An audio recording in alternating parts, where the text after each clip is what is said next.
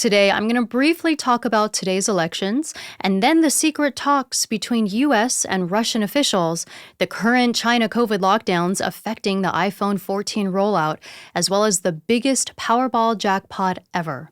I'm Michele Carroll. Welcome to the News Diet, where I give you to-the-point news Monday through Thursday.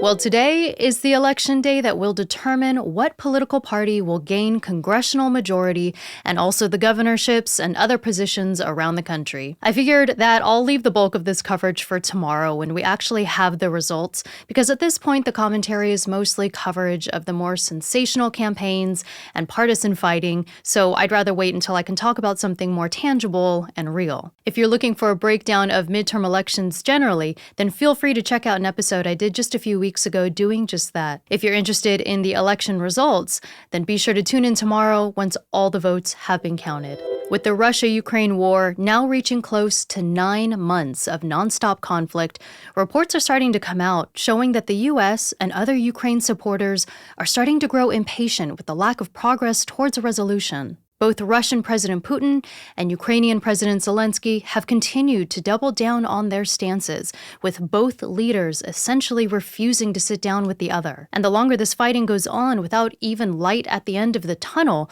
the more severe the consequences are being felt around the world. I've talked in the past about how the war is causing global fuel and food shortages, which is also contributing to skyrocketing inflation, particularly in Europe, Africa, and Latin America. And remember that much of Ukraine's fighting power has come from supporting countries like the U.S., which has allowed Ukraine to hold out this long. The Biden administration has sent over billions of dollars of equipment and aid, and there was even a report last week that President Biden had actually lost his temper with Zelensky back in June over constant requests for more help. I mean, we're starting to near what's closer to a year of this conflict, and while Ukraine has defended itself much better than anyone originally thought, there's still no end in sight. Russia still has more manpower, and let's not forget, they do have nuclear weapons. And yes, they've threatened to use them. So with the lack of cooperation between the two leaders here, it sounds like other high officials might be trying to open channels of communication of their own. U.S. National Security Advisor Jake Sullivan has reportedly held confidential talks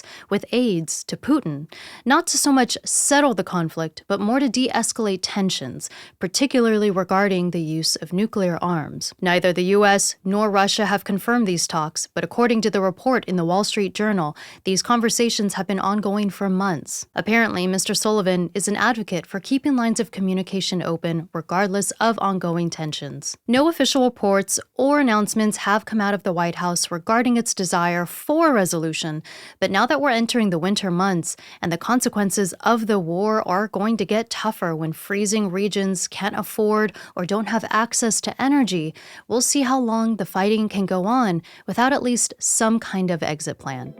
Before moving on to the next story, I just want to ask if you can hit that subscribe button so you can continue to get notifications on new episodes and follow along as the News Diet grows. Almost 3 years into the COVID pandemic, and while much of the world has largely opened up to pre-pandemic lifestyles, China is still adhering to a strict zero-COVID policy which continues to cause supply chain disruptions throughout the global economy. Just on Sunday, Apple had to announce a delay in iPhone 14 shipments after a 7-day lockdown was imposed on China's biggest iPhone assembly factory, Foxconn. The lockdowns even caused panic among its migrant workers, with videos of people leaving the city on foot in order to escape being stuck in the factory. Also, last week, Shanghai Disney shut down in order to comply with COVID prevention measures as well. The main park closed, and visitors were barred from leaving until testing negative. Also, Chinese car makers and fast food chains have also reported struggling operations due to the lockdowns. A couple weeks ago, I talked about how Chinese President Xi retained power over the Communist Party for another term. So it looks like the authorities enforcing the zero-COVID policies are continuing with the strategy. The current Powerball lottery jackpot is now the largest lotto prize ever at $1.9 billion. It was already the largest at $1.6 billion for Saturday's drawing, but no winning tickets were sold. There was another drawing yesterday, so we'll have to see if the numbers match to a winner or if they're going to continue. Winners have between 90 days to 1 year until expiration, depending on the selling jurisdiction. The winner of the jackpot has the option to either receive the money divided up over 29 years, which currently would be about $63 million a year, or receive a smaller lump sum upfront of about $929 million. The largest Powerball jackpot ever won was in January 2016, when 3 winners split the winnings of $1.586 billion. They each took their shares upfront, splitting the $983.5 million take-home amount. You may notice that the take-home amount from 6 years ago is actually more than the take-home amount for today's prize, even though that one was about $300 million less overall. While the Federal Reserve's recent interest rate hikes are to thank for that, which results in larger annuity payments, making for a smaller take-home amount. Prize money aside, how you play the Powerball is by choosing 5 white balls between the numbers 1 to 69 and a red Powerball from 1 to 26. If someone has all 6 numbers, they win the jackpot. The odds of winning that jackpot, though, are 1 in 292.2 million. You've just been informed, so now it's time to get on with your day.